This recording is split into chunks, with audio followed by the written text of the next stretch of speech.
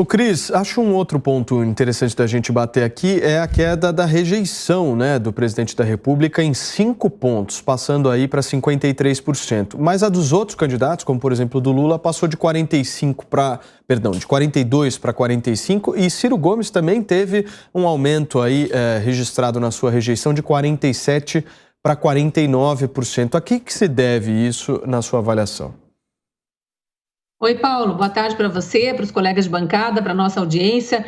Olha, quanto mais os candidatos começam a se expor em público, mais também vão sendo relembradas as evidências do passado deles que as próprias campanhas tentam esconder, mas os adversários trazem à tona, né? Então, eu tenho para mim que essa questão da rejeição vai mudar bastante, especialmente em relação àqueles que não estão no governo. Em relação ao presidente Bolsonaro, a tendência é reduzir a rejeição, porque o presidente finalmente vai ter espaço na grande mídia para falar dos feitos de seu governo, algo que a imprensa fez questão de esconder embaixo do tapete, bem escondidinho, aquelas coisas boas do governo, e são muitas, a gente precisa reconhecer, e a população vai sendo informada ao longo da campanha agora. E em relação à economia, a gente está vendo muitos números melhorarem, né? Apesar da oposição fazer questão de falar só do passado. Quando falamos de desemprego, por exemplo, não podemos deixar de fora desse debate o absurdo desemprego a que chegou o Brasil no fim do governo Dilma, antes dela ser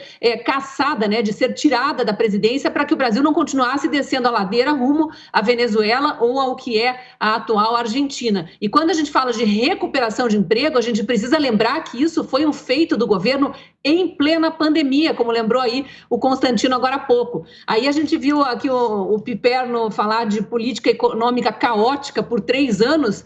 Eu não vi dessa forma, eu não sei exatamente qual é o olhar do Piperno para definir com esse adjetivo caótico, mas eu não vi dessa forma. O governo enfrentou uma pandemia que foi histórica, mundial. Todos os presidentes, os primeiros ministros, os reis, mundo afora, se debatendo com sua equipe econômica para tentar resolver os problemas locais provocados, sim, por essa política do fica em casa que o mundo inteiro foi repetindo da China, e aí foi vendo que não era correta, foi saindo dessa política. Aqui no Brasil, infelizmente, governantes locais insistiram e muito nessa política do fica em casa, à revelia do que sugeria o governo federal, mas o governo federal não deixou de fazer sua parte, não. O governo federal salvou milhares de empresas da falência, milhares de empregos também, com as propostas de redução de jornada de trabalho, mediante redução salarial, obviamente, mas que depois foi se recompondo conforme a economia reabriu.